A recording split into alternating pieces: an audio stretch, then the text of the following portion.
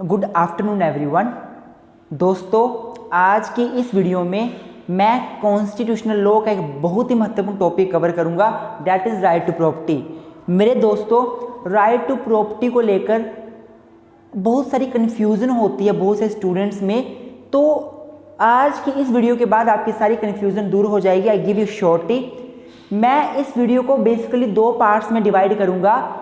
आज के इस पार्ट में मैंने 1978 से पहले जो राइट टू प्रॉपर्टी का स्टेटस था, जब हमारा देश आज़ाद हुआ 1947 में, और हमारा जो कॉन्स्टिट्यूशन एनफोर्स में आया 1950 में, तब से लेकर 1978 तक जो भी स्टेटस रहा राइट टू प्रॉपर्टी को लेकर, वो मैं आज डिस्कस करूँगा।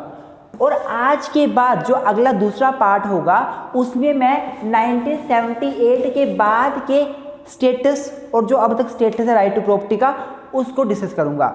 मेरे दोस्तों, मैं आशा करूँगा आप दोनों पार्ट्स देखोगे, अच्छे से देखोगे, पूरा पार्ट देखोगे, तभी आपको अच्छे से समझ आएगा। मैं स्टेप बाय स्टेप आपको समझाऊंगा कि राइट टू प्रॉपर्टी का स्टेटस कैसे कैसे चेंज हुआ हमारे देश में, हमारे कॉन्स्टिट्यूशन में। इस वीडियोस में, पार्ट्स में मैंने जो मेन आर्टिकल्स डिस्कस करने हैं, वो आर्टिकल हम 300A डिस्कस करेंगे।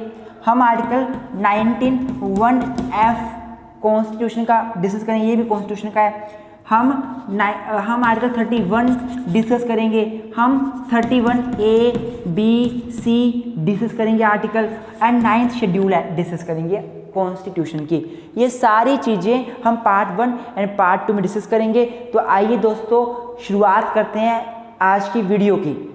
तो दोस्तों, सबसे पहले मैं एक जनरल इंट्रोडक्शन आपको दूंगा इस पूरे टॉपिक की।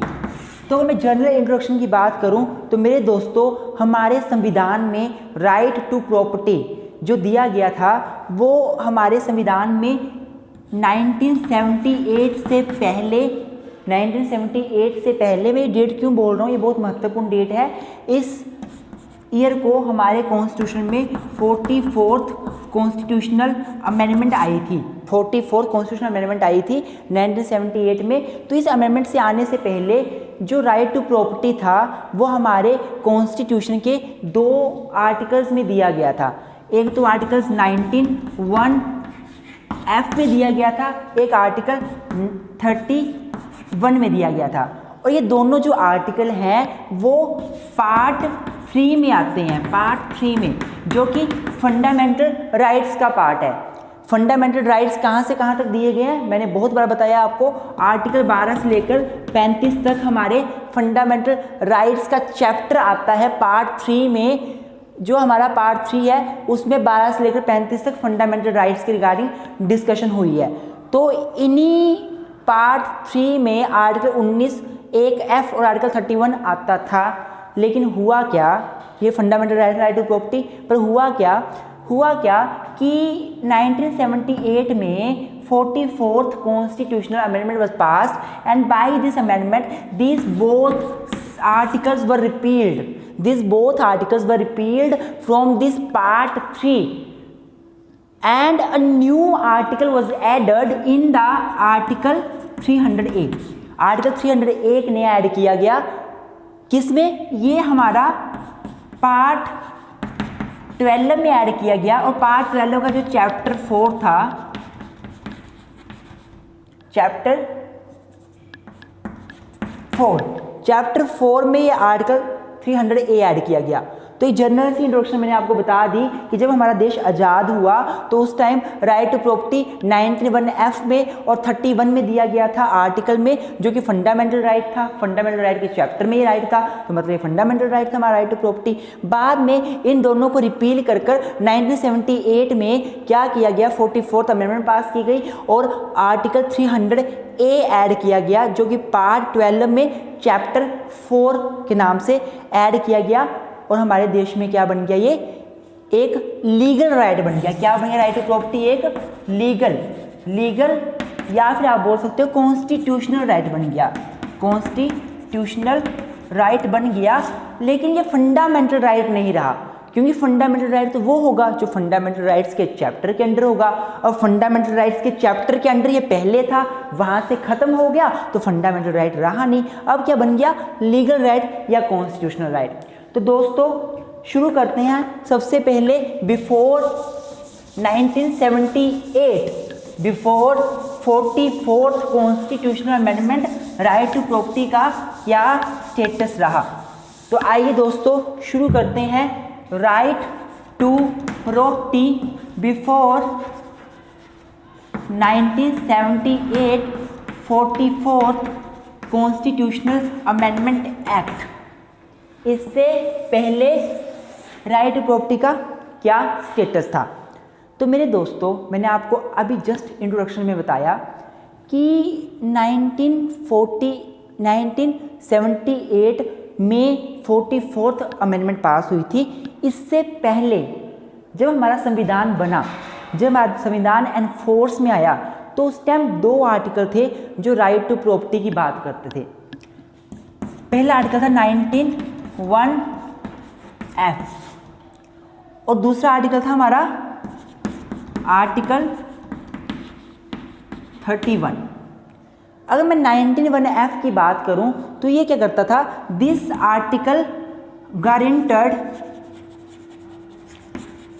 Article guaranteed fundamental right to freedom. This article guaranteed the fundamental right to freedom to hold, acquire and dispose of property.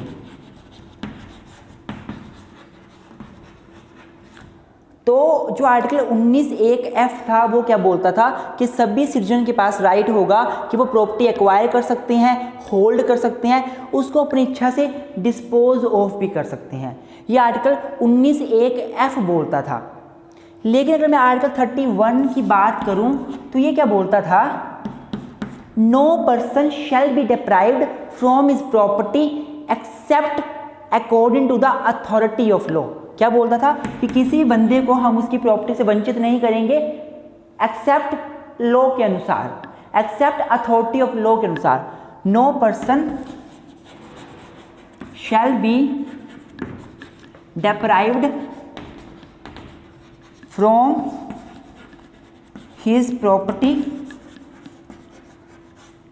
Except authority of law, except according to authority of law.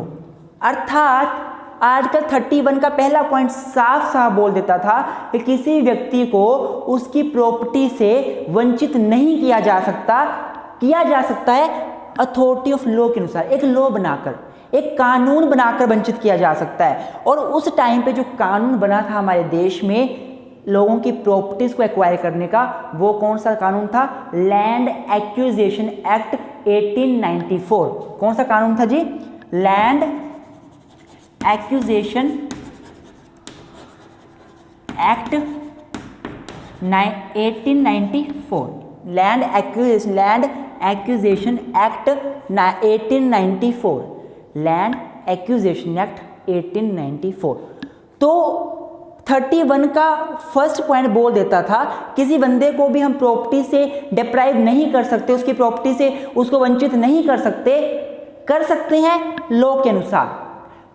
यहां तक तो ठीक था, चलो law के अनुसार ही वंचित करेंगे। दूसरा पॉइंट क्या बोलता था? वो बात करता था compulsory acquisition of private property. क्या बात करता था? Compulsory acquisition of private property, compulsory acquisition of private property.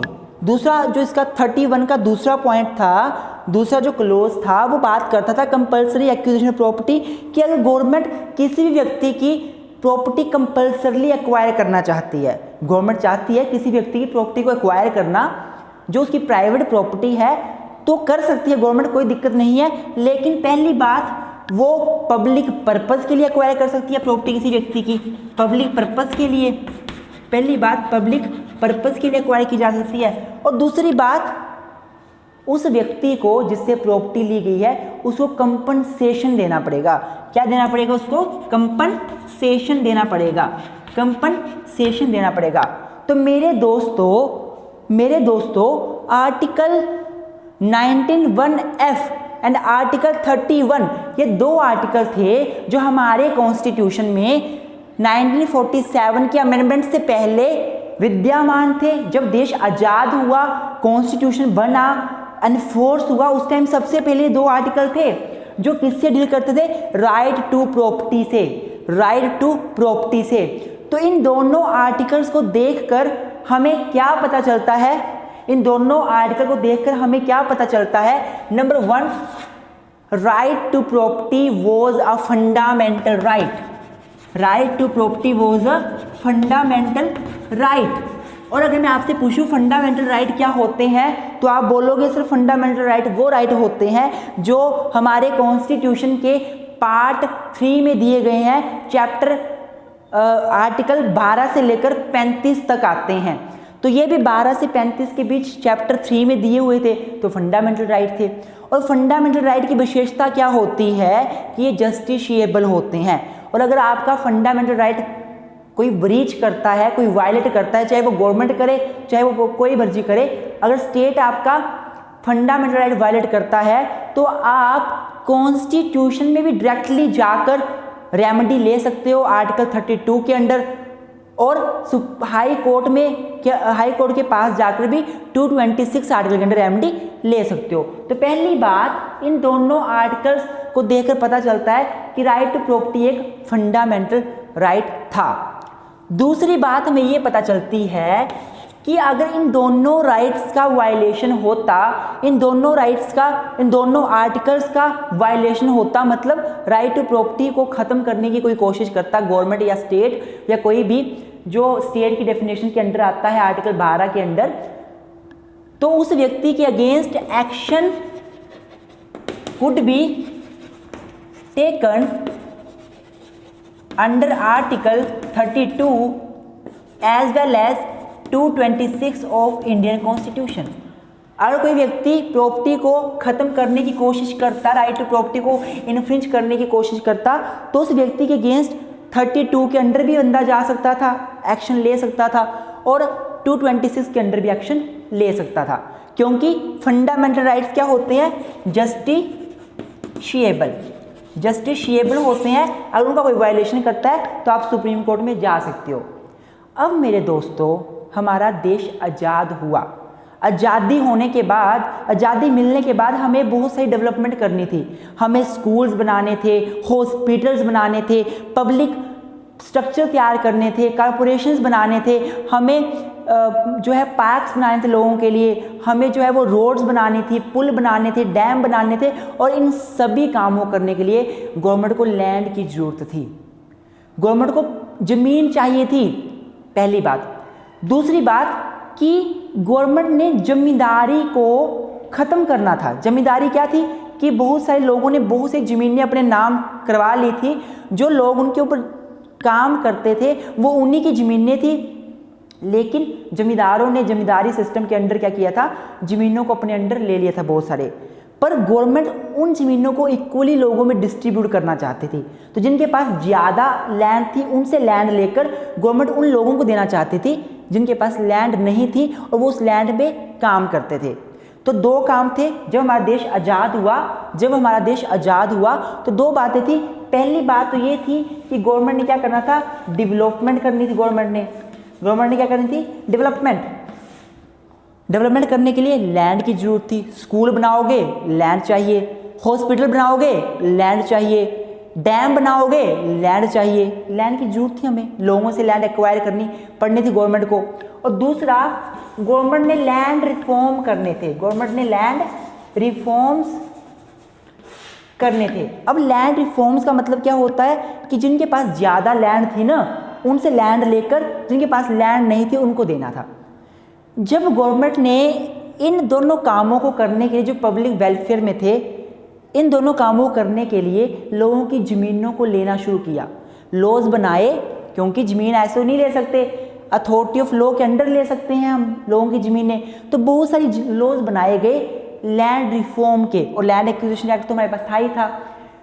तो दोनों कामों करने के लिए एक तरफ लैंड रिफॉर्म करने के लिए लॉ बनाए जिसमें लोगों से ज़मीनें लेकर दूसरे लोगों को देनी थी, और दूसरा लैंड एक्विजिशन एक्ट के अंडर लैंड एक्वायर कर कर लोगों को उस लैंड के ऊपर कोई पब्लिक वर्क परफॉर्म करना था।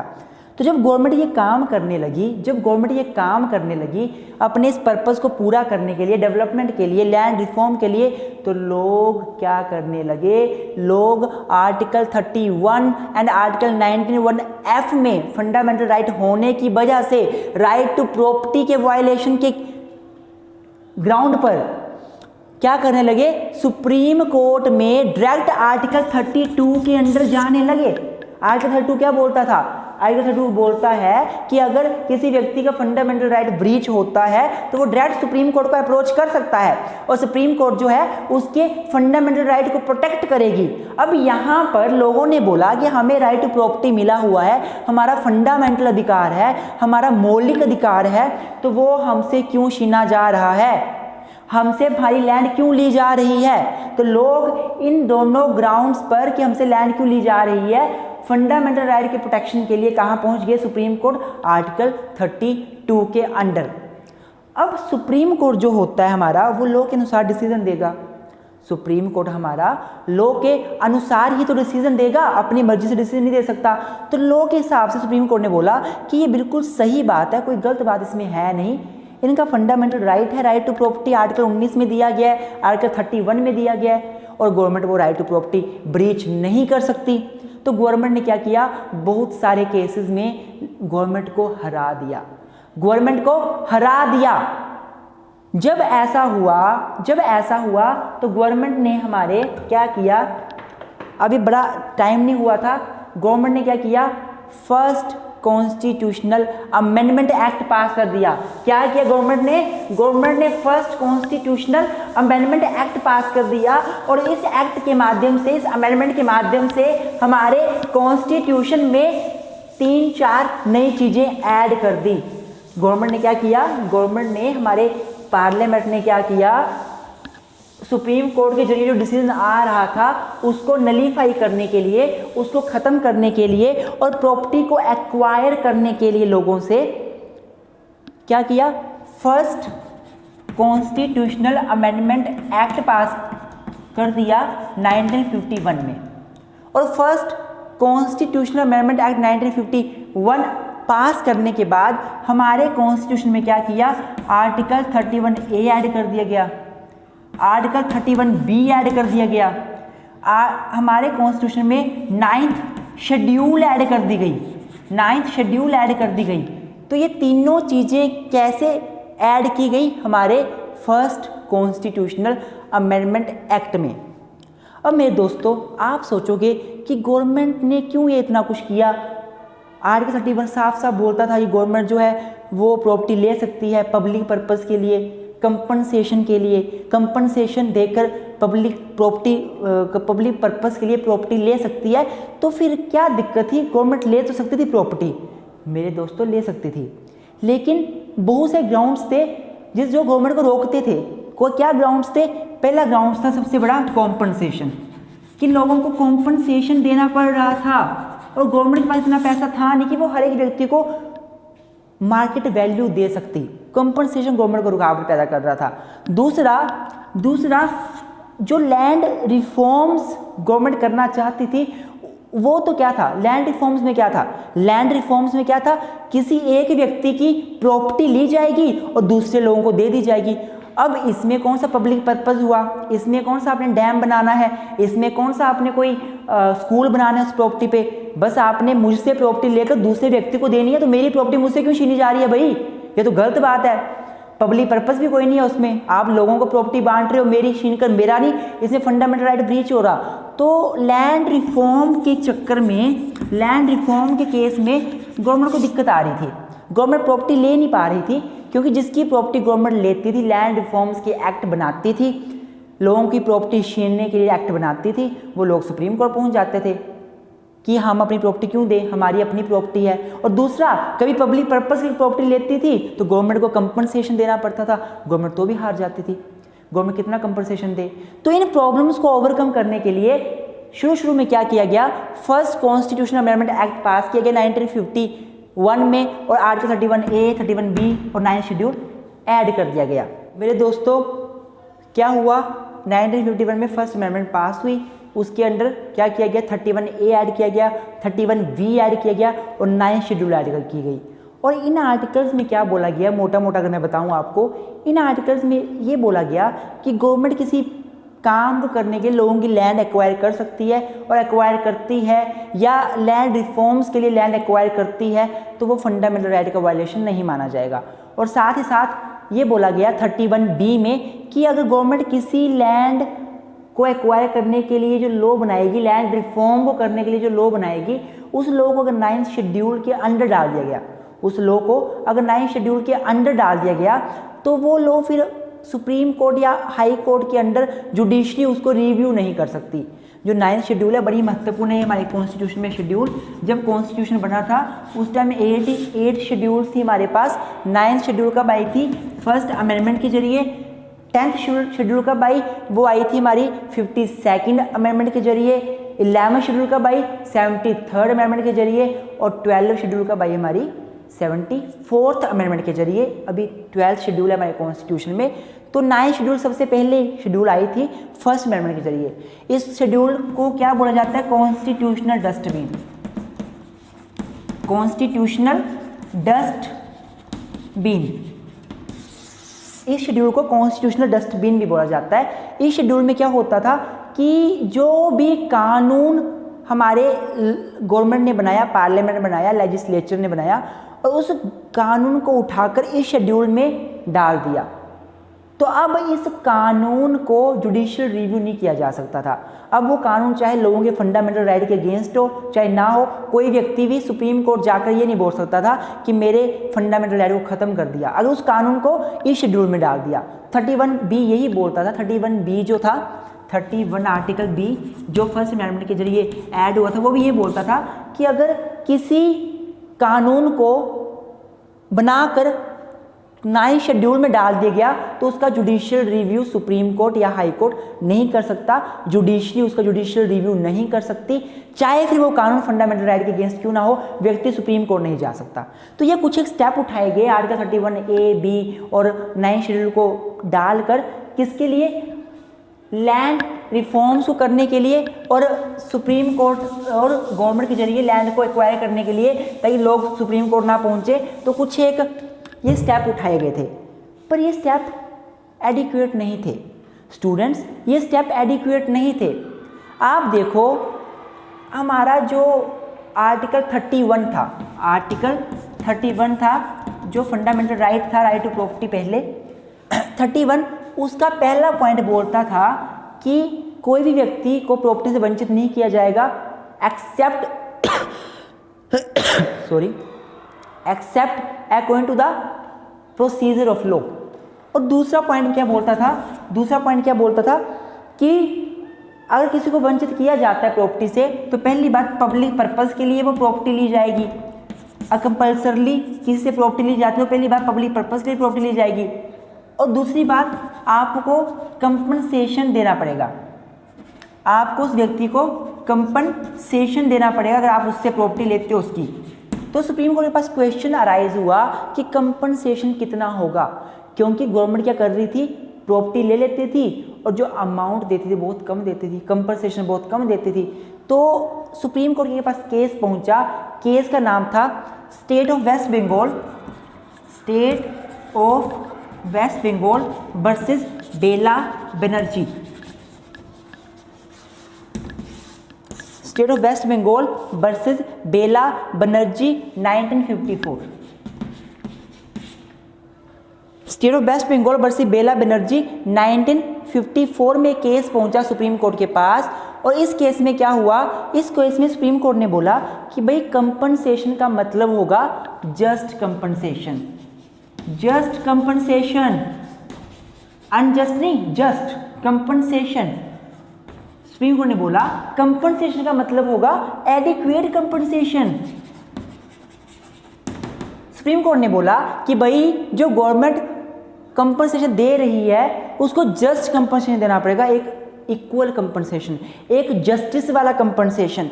अनजस्ट नहीं देंगे, ये नहीं है कि आप लाखों की लैंड लेकर उसको 1000 रुपये थमा दो, नो, आपने जस्ट कंपनसेशन देना, गवर्नमेंट को बोला गया आपने एडिक्वेट कंपनसेशन देना है। कंपनसेशन का मतलब होता है कंपनसेट करना, किसी को किसी चीज़ के प्रति उसे कंपनसेट करना, उसके जो उसे हानि हुई है उसको पूरा करना।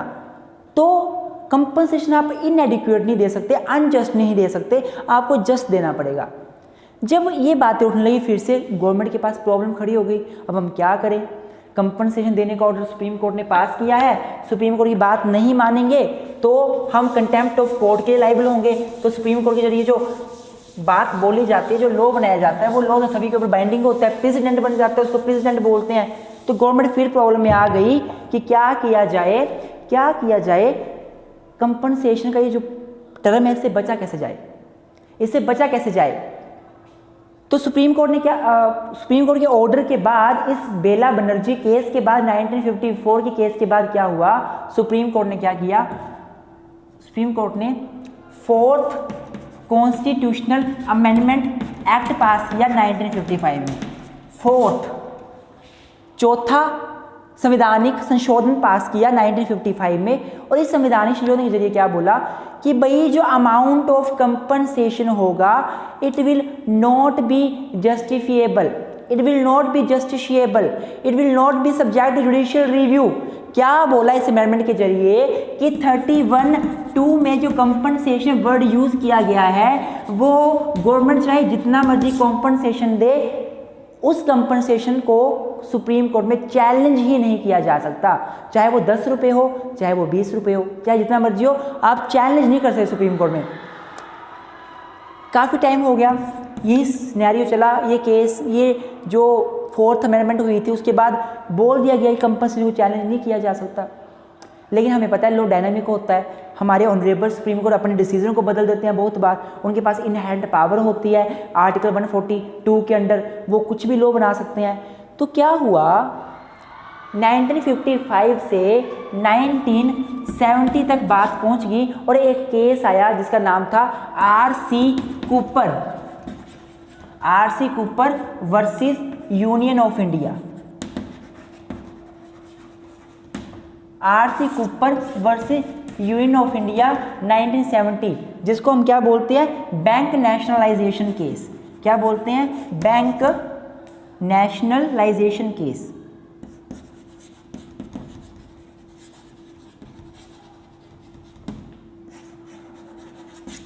हम क्या बोलते हैं इसको, बैंक नेशनलाइजेशन केस बोलते हैं। तो 1970 में जो RC. Cooper versus union of India case हुआ, इस केस में सुप्रीम कोर्ट ने बोला कि भाई कंपनसेशन का मतलब होता है किसी व्यक्ति को जो लॉस हुआ है उसकी भरपाई करनी, उसको कंपनसेट करना। तो इसको कोर्ट में चैलेंज आप नहीं कर सकते, वो अलग बात है, लेकिन कंपनसेशन तो जस्ट ही होना चाहिए। कंपनसेशन वर्ड यूज़ किया गया वहाँ पे कुछ और वर्ड यूज़ होता हम मान लेते, 31(2) में कंपनसेशन वर्ड यूज़ किया गया है। तो कंपनसेशन का मतलब तो यही होता है कि कंपनसेट करना किसी को, तो इसमें कम ज़्यादा का मतलब बनता नहीं, एडिक्वेट कंपनसेशन तो देना ही पड़ेगा। कंपनसेशन वर्ड का मतलब ये होता है कि किसी को लॉस की भरपाई करनी। इस केस में जैसे ही सुप्रीम कोर्ट ने ऐसा बोला कि कंपनसेशन तो आपको देना पड़ेगा, एडिक्वेट ही देना पड़ेगा, सुप्रीम कोर्ट में चैलेंज करने का मतलब बनता ही नहीं है, कंपनसेशन तो कंपनसेशन ही होता है। हमारी गवर्नमेंट ने क्या किया, हमारे इंदिरा गांधी, उस टाइम श्रीमती इंदिरा गांधी प्रधानमंत्री थे, इन्होंने क्या किया, 1971 में 25th कॉन्स्टिट्यूशनल अमेंडमेंट पास किया। क्या किया, 1951 क्या किया इन्होंने 1971 में 25th कॉन्स्टिट्यूशनल अमेंडमेंट एक्ट पास किया। और इस अमेंडमेंट के जरिए क्या किया, इस अमेंडमेंट के जरिए आर्टिकल 31 के क्लोज 2 में जहां पे टर्म कंपनसेशन यूज करी थी उस टर्म को रिपील कर दिया, हटा दिया और सब्स्टिट्यूट कर दिया विद द टर्म अमाउंट। क्या हुआ, 25th अमेंडमेंट के जरिए क्या किया गया, हमारे श्रीमती इंदिरा गांधी ने ये अमेंडमेंट पास करी और ये कहा आरसी कुप्पर केस 1970 को हुआ था, उसके 1 साल के बाद इस प्रॉब्लम से डील करने के लिए, क्योंकि सुप्रीम कोर्ट ने कहा था कि वहाँ पे तो वर्ड कंपनसेशन यूज़ किया गया है, तो कंपनसेशन का मतलब तो कंपनसेशन ही होता है, एडिक्वेट होना ही चाहिए। तो इससे बचने के लिए गवर्नमेंट ने क्या किया, 31 के सब क्लोज 2 में 31 के क्लोज 2 में क्या किया, वहाँ पे कंपनसेशन को हटा दिया और अमाउंट वर्ड यूज़ कर दिया। अब वहाँ पे अमाउंट वर्ड था, तो क्या था मतलब कि गवर्नमेंट किसी भी व्यक्ति की प्रॉपर्टी एक्वायर कर सकती थी, लेकिन कैसे करती, पब्लिक पर्पस के लिए करती और कोई अमाउंट उसको देना पड़ता लोगों को। अब अमाउंट तो अमाउंट है, कंपनसेशन नहीं है, अमाउंट तो कम भी हो सकता है, ज़्यादा भी हो सकता है। तो ऐसे 1971 तक कहानी पहुंच गई। इस 1971 की जो अमेंडमेंट हुई थी 25th कॉन्स्टिट्यूशनल अमेंडमेंट एक्ट 1971, इसको चैलेंज किया गया केशवानंद भारती केस में।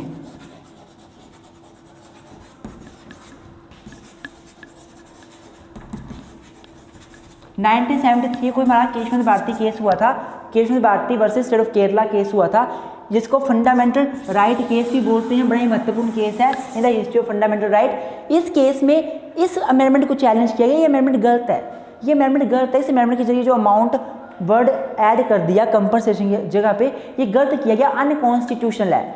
सुप्रीम कोर्ट ने बोला कि पार्लियामेंट के पास अमेंडमेंट करने की पावर है, लॉ डायनामिक होता है, चेंज होता है, तो यहाँ भी अगर चेंज हुआ है तो कोई दिक्कत नहीं है, अमाउंट वर्ड ऐड हो गया कोई दिक्कत नहीं है। सुप्रीम कोर्ट ने बोला कि amendment is not unconstitutional, this amendment is valid. Supreme court ने अमेंडमेंट को वैलिड ठहरा दिया। लेकिन मेरे दोस्तों मैं आपको बता दूं, सुप्रीम कोर्ट ने कहा कि हम लोग फिर भी इंटरफेयर कर सकते हैं कंपनसेशन के मामले में, अगर वो कंपनसेशन इल्यूजरी होगा, अगर वो अमाउंट इल्यूजरी होगा, अगर वो अमाउंट नाम का अमाउंट हुआ तो इंटरफेयर फिर भी किया जा सकता है। मतलब कहीं ना कहीं गवर्नमेंट हार रही थी। केशवानंद भारती केस ने बोला वहाँ पे अमाउंट वर्ड यूज हो गया, कोई दिक्कत नहीं है, ठीक है, पर फिर भी गवर्नमेंट इंटरफेयर कर सकती है अगर जिस प्रिंसिपल्स के बेस पर वो पैसा दिया जा रहा है, जिस ग्राउंड के बेस पर वो अमाउंट दिया जा रहा है, अगर वो सही नहीं है, वो इररेलेवेंट है, वो सही नहीं है, तो हम उसको चैलेंज कर सकते हैं सुप्रीम कोर्ट में और हम इंटरफेयर कर सकते हैं, सुप्रीम कोर्ट इंटरफेयर कर सकती है। आप देखो कितना कुछ गवर्नमेंट ने किया, अमेंडमेंट्स लाई, ये किया वो किया, पर फिर भी फाइनली लोग केस कर रहे थे, प्रॉपर्टी छीनी जाती थी, लोग कंपनसेशन के लिए पहुंच जाते थे। इन सभी पॉइंट्स को, इन सभी डिफ़िकल्टीज़ को दूर करने के लिए क्या हुआ, फाइनली 1978 में हमारे मोरारजी देसाई उस टाइम प्राइम मिनिस्टर थे, उन्होंने क्या किया, 44th कॉन्स्टिट्यूशनल अमेंडमेंट एक्ट पास किया और इस अमेंडमेंट के जरिए आर्टिकल 19(1)(f) को रिपील कर दिया गया, आर्टिकल 31 को रिपील कर दिया।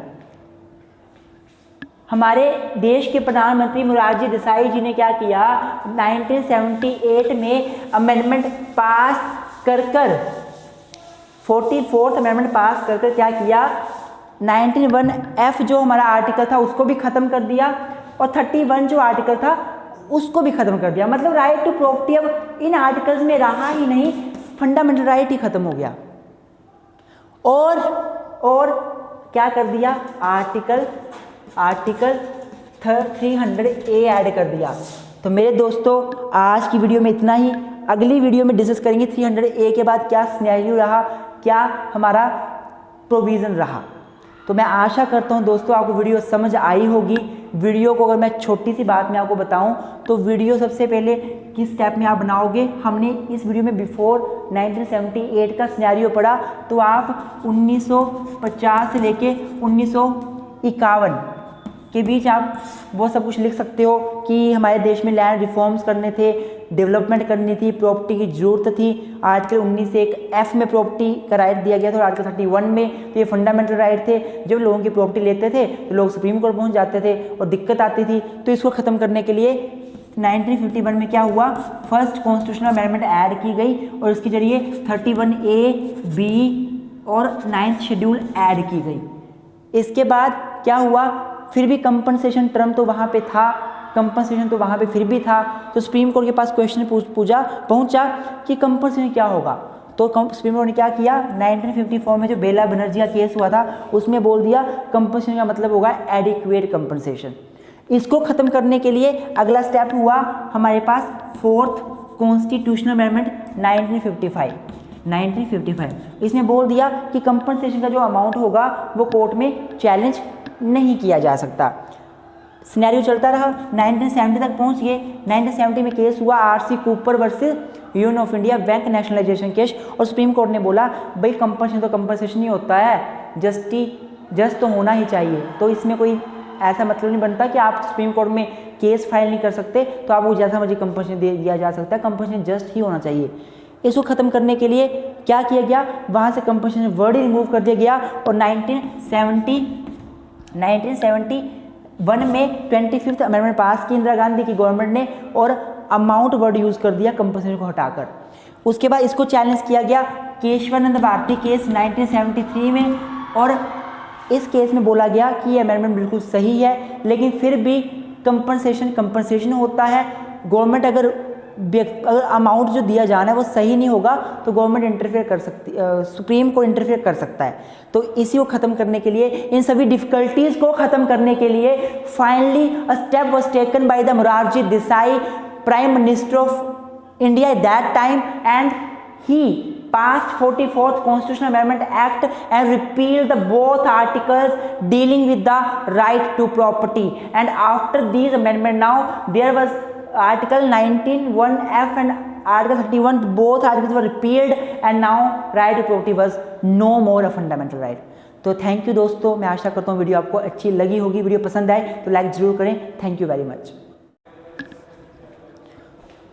तो मतलब क्या हुआ कि अब एक व्यक्ति की हमने प्रॉपर्टी लेनी थी, राइट टू प्रॉपर्टी उसका वायलेट करना था या उससे प्रॉपर्टी छीननी थी, तो वो लेजिस्लेचर लॉ बनाएगी तो प्रॉपर्टी छीनी जा सकती थी, पर एग्जीक्यूटिव ऑर्डर से नहीं प्रॉपर्टी छीनी जा सकती थी।